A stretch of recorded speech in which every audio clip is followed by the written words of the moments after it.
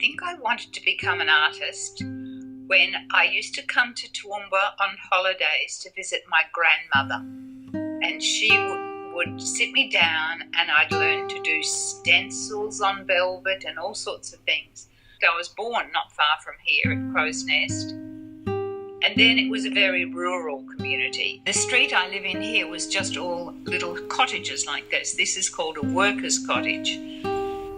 There's been a lot of development happening in Toowoomba in my lifetime. You don't see so much of the natural features that were here, the little creeks and things where my brother and I used to go. Now it's become quite a big inland city, and Toowoomba has 100,000 people living here. The big development across the road has had a major impact. And what happens with shopping centres and things like that, they just concrete over all the beautiful soil. The big shopping centre across the road had a very long, 60-metre long wall just down the road in the tunnel. It's 60 metres long and about 5 metres high, which is a very large area, and it was just grey concrete.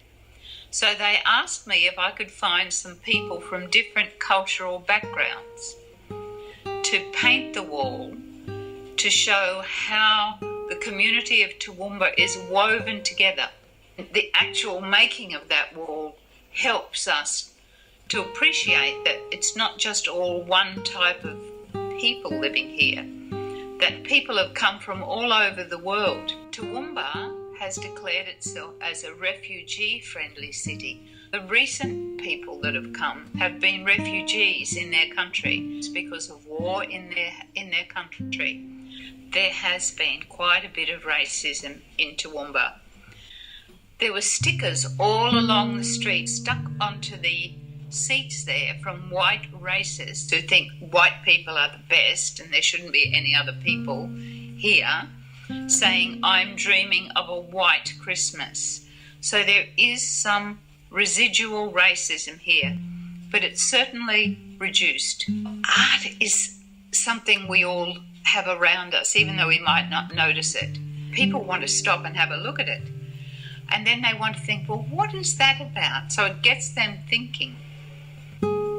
Public art, so it's art out in the streets, which I'm very fond of because it's not just exclusively in a little gallery, shows how creative artists can be in making a place more beautiful, but also carrying a message. And the message of this wall is there's strength in a community that has more diversity. It builds a more interesting community, and it builds a more peaceful community when people don't judge each other by the way they look. Peace and harmony with people can be created via art.